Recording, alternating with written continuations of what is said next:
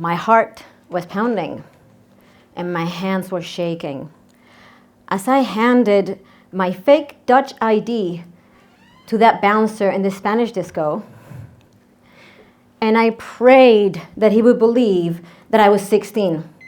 My sister, my cousin, all of her friends were relying on me to pull off that lie that night.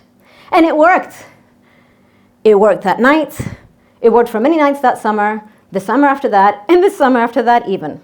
You see, my mom's side of the family is an old Spanish big tribe. And in total, we are 17 cousins, of which I'm amongst the youngest. Growing up in that life, I had to go through the milestones that they went through at a much younger age. By the time I was 11, I had tried smoking.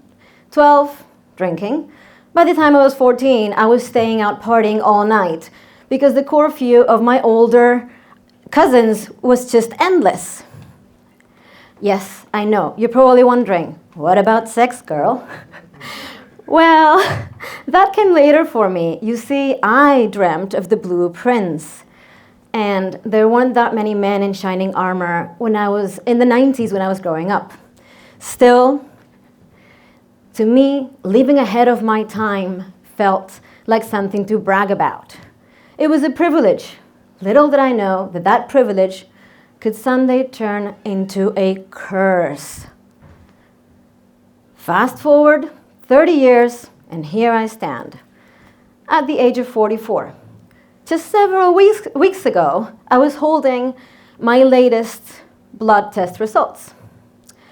I should have called my doctor, but in 2025 fashion, I reached out for ChatGPT, and I asked it to help me interpret those results.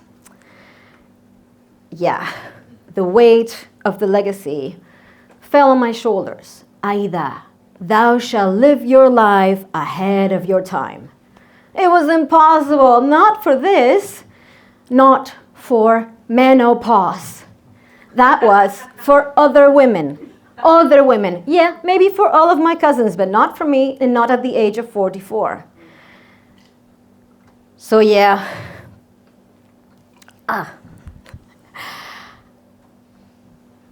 It was a heavy word, menopause.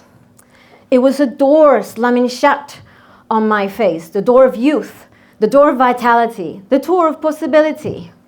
And it couldn't be happening to me. I resisted it, so I became obsessed. Within 1 week, I had watched 2 webinars, enrolled in 3 different courses, and I was convinced I was going to go through all of the 52 symptoms that are associated with menopause. I knew, and I know, more about hormone replacement therapy than any doctor will ever know. So yeah, that frantic research helped me find out something that would shift my perspective. It gave me hope. Apparently, through the eons of history, the men of the tribes had died early. They fought, they hunt, they took risks. They didn't make it to old age. It was up to the postmenopausal women to take on the legacy and help the tribe survive. They knew about how to care for wounds. They knew about how to care for kids. They knew about where to find food in times of scarcity. And it was thanks to the fact that they didn't have to face the danger of childbearing that they could take all of that wisdom on and through.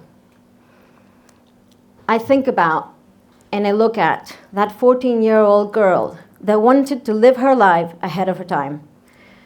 And I wish I could tell her, there's beauty in life, in living life in its own pace.